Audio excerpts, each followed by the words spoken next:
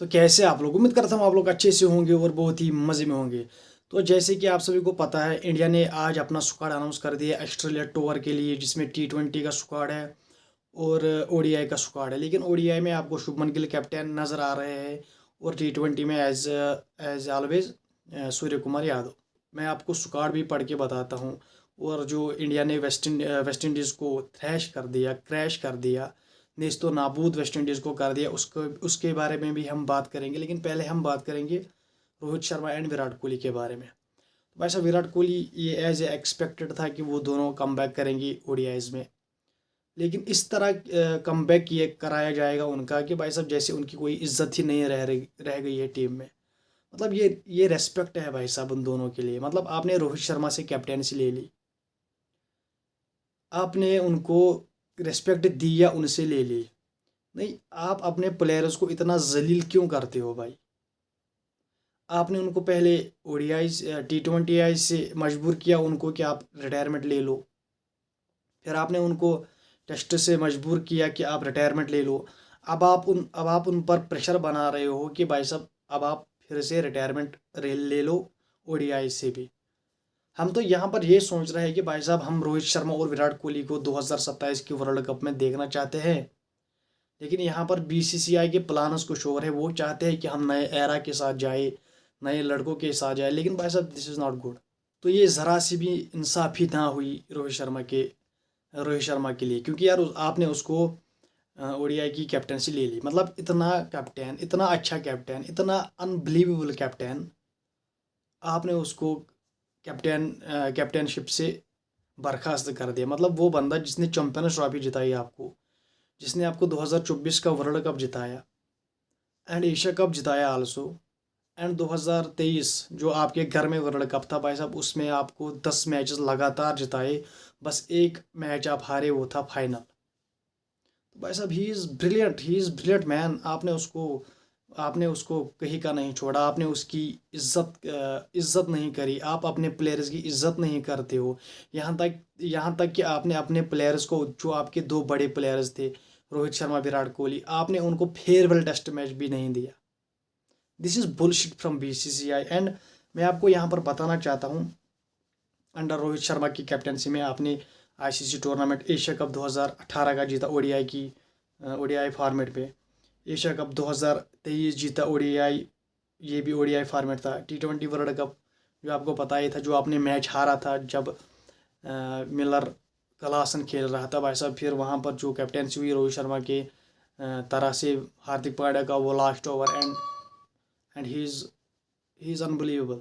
मतलब आपने उसको निकाला जिसने आपके लिए बहुत बड़ी ट्रॉफी जिताई है। 24 का वर्ल्ड कप आपने जीता, एंड वर्ल्ड टेस्ट चैंपियनशिप में आप फाइनल में खेले। समझ रहे हो आप? ऑस्ट्रेलिया के खिलाफ आप रनर्स अप रहे। बाईलेटरल सीरीज आपने ऑस्ट्रेलिया, इंग्लैंड, न्यूजीलैंड जैसी टीम के खिलाफ घर और बाहर दोनों जगह इंडिया को काफ़ी जीत दिलाई रोहित शर्मा ने। उसकी कैप्टनसी में इंडिया ने घर पर ऑस्ट्रेलिया को 2023 में बॉर्डर गवास्कर ट्रॉफी भी 2-1 से हराई। एंड भाई साहब मतलब रोहित शर्मा ने इंडिया को एशिया कप ट्वाइस जिता लिया और T20 वर्ल्ड कप 2024 का जिताया। साथ आईसीसी टूर्नामेंट्स के फाइनल्स तक भी पहुंचाया रोहित शर्मा ने आपको। तो भाई साहब ही इज़ अनबिलीवेबल। लेकिन उसकी उसकी जो आपने उसके अंडर मैचेस खेले, ओवरऑल आपने 141 मैचेस खेले। समझ रहा, 141 मैचेस आपने खेले उसकी कैप्टनसी में, जिसमें से आपने 104 मैचेस जीते हैं भाई साहब। लास्ट आपने हारे हैं 33 मैचेस, मतलब 4 यहाँ पर ड्रा हो चुके हैं। मतलब ही इज़, उसकी win percentage I think 70 plus overall. अगर आप देखो ओवरऑल ऑल फॉर्मेट्स, भाई साहब 70% प्लस उसकी विन परसेंटेज थी उस बंदे की। टेस्ट में आपने उसकी कैप्टनसी में 24 मैचेस खेले, 15 आपने जीते, 7 आपने हारे। समझ रहे आप? 2 ड्रा हुए। मतलब he is unbelievable in test also. ODIs में 57 मैचेस, 43 विनर्स आपने जीते, 43 विनर्स आपके लिए, एंड टोटल 12 मैचेस आप हारे हो।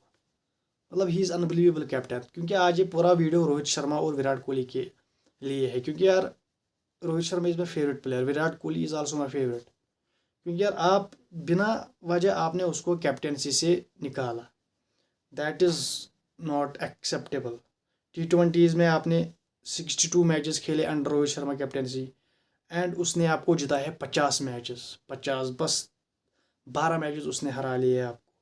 मतलब यार क्या था ये भाई साहब। देखो यहाँ पर कहा जाता है कि भाई साहब जो बंदा अच्छा करता है उसको कंटिन्यू करने दो। अब यहाँ पर क्या हुआ, अभी यहाँ पर जो बंदा अच्छा करता हुआ आ रहा है, चलता आ रहा है, करता आ रहा है, पिछले 2-3 साल से वो कंटिन्यूसली ऐसा कुछ करता जा रहा है, लेकिन आपने उसको हटा दिया। That was not good, that was not acceptable. तो भाई साहब यहाँ तक आपने समझ ही लिया होगा कि बीसीसीआई क्या कर रहा है। भाई साहब इनको प्रेशर बना रहा है इन पर कि आप रिटायरमेंट ले लो। यार यार इतना जलील बोर्ड, यार क्या है ये यार। यार आपके 2 सीनियर प्लेयर्स बचे हैं टीम में, आपने उनको भी यार निकाल दिया। एक को आपने कैप्टनसी से निकाल दिया, एक दूसरे को खुद इशारा मिल गया भाई साहब ये हमारी शायद लास्ट सीरीज़ है। यहाँ तक कि जो आपका अजित अगारकर है उसने कॉन्फ्रेंस में ये भी कहा कि वो अभी तक हमारे प्लान में नहीं है 2027 तक। तो समझ जाओ भाई साहब this is last series of Rohit Sharma and Virat Kohli. मेरे हिसाब से यही होने वाला है। समझ रहे हो आप। तो भाई साहब this is not good from BCCI. मतलब एक आपके है ना क्या कहते हैं इसको, एक दीवार है वो भाई साहब रोहित शर्मा एंड विराट कोहली। आप उनको प्रेशर बना रहे हो कि आप रिटायरमेंट ले लो। यार वो टेस्ट मैचेस से भी रिटायरमेंट नहीं लेने वाले थे। ये आपकी हरकतों की वजह से उन्होंने रिटायरमेंट ले ली, जो आपने उस पर प्रेशर बनाया कि आप रिटायरमेंट ले लो, रिटायरमेंट ले लो। I know we are strong, I know हमारी बेंच स्ट्रेंथ भी स्ट्रॉन्ग है, वी आर द बेस्ट। लेकिन भाई साहब थोड़ी इज्जत तो दे दो उन बंदों को जिन्होंने आपको मैचेस जिताए हैं, जिन्होंने आपकी मुल्क के लिए कुछ हासिल किया है, जिन्होंने आपका मुल्क का नाम रोशन किया है। आप उनको इस तरह जलील किए जा रहे हो भाई साहब। क्या है ये भाई, दिस इज एब्सोल्यूट ड्रामा। तो भाई साहब ये था रोहित शर्मा का कुछ रिकॉर्ड जो मैंने आपको बताया। अनबिलीवेबल। ये तो मेरे मतलब मुझे पता था आज स्क्वाड अनाउंस होने वाला है, लेकिन ये मेरे दिमाग में नहीं था कि भाई साहब रोहित शर्मा को आप कैप्टेंसी नहीं दोगे, आप शुभमन गिल को लीड कैप्टन बनाओगे। तो चलिए भाई साहब हम क्या ही कर सकते हैं, जो आपके करदा धरदा है उन्होंने ये करा है, तो भाई साहब उनसे आप सवाल पूछिए। तो चलते हैं आगे। जो स्क्वाड है भाई साहब उसको भी हम देखते हैं। तो भाई साहब ये रहा आपका ओडीआई का स्क्वाड, जिसमें Shubman Gill captain, Rohit Sharma, Virat Kohli, Shreyas Iyer vice captain. मतलब यहाँ पर बीसीसीआई ये इस सोच के साथ गया है कि भाई साहब हम शुभमन गिल को कैप्टन लेके जाएंगे एंड श्रेयस अय्यर को हम वाइस कैप्टन लेके जाएंगे, ताकि आगे जो 2027 का वर्ल्ड कप है हम उसके लिए टीम बनाए।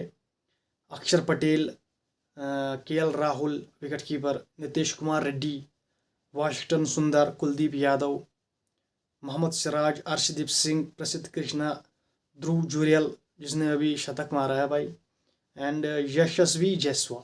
मतलब इसमें सर जडेजा, रविंद्र जडेजा नहीं दिख रहे हैं आपको, जिसने चैंपियंस ट्रॉफी में इतनी अच्छी परफॉर्मेंस दी। आपने उस बंदे को यहाँ पर इग्नोर कर दिया। यहाँ पर तो कैप्टन को भी इग्नोर किया जा रहा है भाई साहब। जहाँ पर आपके कैप्टन को कैप्टेंसी उनसे ली गई है, तो वहाँ पर आप क्या ही उम्मीद कर सकते हो कि जिस बंदे ने चैंपियंस ट्रॉफी परफॉर्मेंस दी उसे यहाँ पर हम क्या ही देख सकते हैं। यहाँ पर तो कैप्टन की इज्जत नहीं रखी गई, तो उसकी क्या इज्जत रखी जाएगी। T20 स्क्वाड भाई साहब, सूर्य कुमार यादव कैप्टन, अभिषेक शर्मा एंड शुभमन गिल, तिलक वर्मा, नीतीश कुमार रेड्डी हार्दिक पांड्या को रिप्लेस कर रहे हैं, शुभम दुबे, अक्षर पटेल, जितेश शर्मा, वरुण चक्रवर्ती, जसप्रीत बुमराह, अर्शदीप सिंह, हर्षित राणा, कुलदीप यादव यहाँ पर भी है, Sanju Samson wicket keeper, Rinku Singh, Washington सुंदर। तो भाई साहब यहाँ पर T20 में शुभमन गिल वाइस कैप्टन है, वहाँ पर ओडीआईज में कैप्टन है। तो हार्दिक पांड्या वो इंजर्ड है भाई साहब, उसे नहीं रखा गया। ऋषभ पंत वो भी इंजर्ड है। एंड यहाँ पर हमें स्पिनर्स दिख रहे हैं, 1-2 अक्षर Patel, 1 Varun Chakravarthy, 2 and Kuldeep Yadav and also Washington सुंदर। मतलब 4-4 स्पिनर के साथ आप जा रहे हो, ये जान के भी कि भाई साहब वहाँ पर आपको बाउंसी विकेट मिलेगी, वहाँ पर आप एशिया कप की तरह स्पिनर से पंजा नहीं मार सकते हो, एक तरफ से फास्ट बॉलर एक तरफ से स्पिनर, वहाँ पर आपको स्पिनर काम नहीं आ सकते हैं। ये मैं आपके जानकारी के लिए बता दूं कि वहाँ पर स्पिनर्स का कोई फ़ायदा ही नहीं है। 4 स्पिनर्स T20s में और 3 स्पिनर्स वनडेज में। तो भाई साहब देखते हैं क्या होता है। तो भाई साहब लेकिन जो मैंने आपको बोला, Rohit Sharma is no more captain, he will play as a player under Shubman Gill captaincy. I really don't like that, I really don't like that. यार आपने रेस्पेक्ट की धज्जियाँ उड़ा दी है, समझ रहे हो आप, धज्जियाँ उड़ा दी है आपने रेस्पेक्ट की, रोहित शर्मा विराट कोहली। हम तो ये तो हमें भी पता था कि भाई साहब ये वापस आएंगे ओडीआईज में, लेकिन ये नहीं पता था कि आप इनको जलील करके लाओगे। अब कुछ लोग पूछेंगे भाई साहब ये तो इन्होंने तो खुद ही रिटायरमेंट अनाउंस कर दी थी पहले भी। यार उनको अनाउंस करवा दी गई, इनके ऊपर प्रेशर बनाया गया कि आप रिटायरमेंट दो T20 से और टेस्ट से, हम नए लड़कों के साथ जाना चाहते हैं। I know this is okay, this is good, लेकिन थोड़ी तो भाई साहब फेयरेबल टेस्ट तो देते इनको, फेयरेबल टेस्ट तो ये डिजर्व करते थे, क्योंकि यार इन्होंने आपकी क्रिकेट को बहुत ऊंचा करा है। तो चलो ये बहुत गलत किया BCCI ने। एंड जो ये आपका स्क्वाड था, तो यहाँ पर आपको स्पिनर्स भी दिख रहे हैं एंड फास्ट बॉलर्स, लेकिन मोहम्मद शमी भाई साहब हमारा ओडीआई का बॉलर, बेस्ट बॉलर ओडीआई का, वो कहाँ है। जसप्रीत बुमराह का पता ही है, उसको रेस्ट कराया गया है, लेकिन भाई साहब मोहम्मद शमी का गैप अब बढ़ रहा है। तो भाई साहब इट मीन्स अब लंबा गैप है, शायद वो दिखे भी या ना दिखे भी। तो भाई साहब ये हमारी BCCI के थिंक टैंक्स है जो ये सोच रहे हैं we are going to ahead, we are going ahead, समझ रहे हो आप। तो अहेड अहेड जाके ये कुछ कहीं कुएं में ना दस जाए, तो उसका डर है भाई साहब। तो भाई साहब कल संडे है, कल और एक इंडिया पाकिस्तान का मैच। एंड भाई साहब हम तो थक गए अब इंडिया पाकिस्तान का मैच देख देख के, जिस तरह की उनकी जलालत हुई है पाकिस्तानियों की, जिस तरह हमारी टीम ने बहुत ही गंदी, कहते हैं इसको, पॉलिटिक्स को ग्राउंड में लाया, क्रिकेट में लाया। उनसे हाथ मिलाना तो छोड़ो, चलो वो मैंने माना, लेकिन ट्रॉफी भी नहीं उनसे ली, वो मसला गया था। अब सब लोग भूल गए थे, ट्रॉफी भी वो ले गए, चैम्पियंस बोर्ड भी वो ले गए, हमने ऐसे ही सेलिब्रेट करा। दिस इज़ जलालत ऑफ द डे, समझ रहे हो आप। हमारी टीम ने बहुत गलत किया पूरी तरीके से, वो भाई साहब मतलब पूरी पॉलिटिक्स गेम में डाली हमारी टीम ने। एंड हम अब फिर से इस संडे, कल के संडे हम पाकिस्तान के साथ भिड़ने वाले हैं, लेकिन इस टाइम वुमेन्स भिड़ेगी आपस में। यहाँ पर हमारा रिकॉर्ड बहुत शानदार है, हमने 11 मैचेस खेले हैं पाकिस्तान के साथ ओडीआईज में, India versus Pakistan head to head. भाई साहब 11 हमने जीते हैं, उन्होंने कोई जीता नहीं है। यहाँ तक कि उनका पहला मैच बांग्लादेश के साथ था जिसमें उन्होंने 129 रनस बनाए थे, और भाई साहब बांग्लादेश ने आराम से वो मैच जीत लिया। जिस टीम को बांग्लादेश पेल सकती है, तो भाई साहब इंडिया उसे नेस्तो नाबूद कर देगी। तो भाई साहब अब कल हाथ मिलेगा, फिर से नहीं मिलेगा, तो फिर और एक कंट्रोवर्सी, बकवास इंडिया पाकिस्तान, यहाँ पर पूरी पॉलिटिक्स गेम में घुसा दी गई है। And cricket is gonna be die, ऐसा लग रहा है भाई साहब। क्रिकेट का वो मज़ा नहीं जब भी ये दोनों भिड़ते हैं। तो भाई साहब there is absolute guilty show, समझ रहे हो आप, कोई मज़ा नहीं आता भाई साहब। अब जो नफ़रत फैलाने वाले लोग होंगे, जो कहेंगे यहाँ से उनको गाली दो, वहाँ से वो कहेंगे इनको गाली दो, तो भाई साहब वो तो खुश होते ही होंगे। लेकिन हम जैसे न्यूट्रल जो सिर्फ क्रिकेट पे बात करते हैं भाई साहब, वो तो खुश नहीं होते। लिटरली मैं खुश नहीं हूँ इससे जो इंडिया ने करा एशिया कप में, जिस तरह उन्होंने ट्रॉफी नहीं ली, फिर जिस तरह सूर्य कुमार का वो बयान प्रेस कॉन्फ्रेंस में, दिस इज़ नॉट सपोर्ट्समैनशिप, ये बिल्कुल भी ठीक नहीं हुआ। ये मैं एक्सेप्ट करता हूँ, मैं इंडियन हूँ, लेकिन ये मैं एक्सेप्ट नहीं कर सकता कि आप पॉलिटिक्स को गेम में डालो। ये आपको ग्राउंड के बाहर करना चाहिए, ग्राउंड में नहीं। इससे पहले भी हमारे इंडिया पाकिस्तान के दरमियान बहुत बड़े हालात ख़राब हुए हैं, लेकिन इस तरह का कोई सीन नहीं हुआ है आज तक। जो एशिया कप तक हुआ, जो एशिया कप में हुआ वो कभी हुआ ही नहीं था। तो तब थी गेम की रेस्पेक्ट, लेकिन हमारे प्लेयर्स ने गेम की रेस्पेक्ट नहीं की। तो भाई साहब क्या ही कर सकते हैं, हम तो यही बोल सकते हैं गलत हुआ, तो हमारी कौन सुनता है भाई 400 सब्सक्राइबर्स के साथ आपके सामने। तो भाई साहब मैं मिलता हूँ आपसे अगली वीडियो में, तब तक के लिए चैनल को कीजिए सब्सक्राइब, वीडियो को कीजिए लाइक एंड बेल आइकन पर ज़रूर प्रेस कीजिए। Bye bye.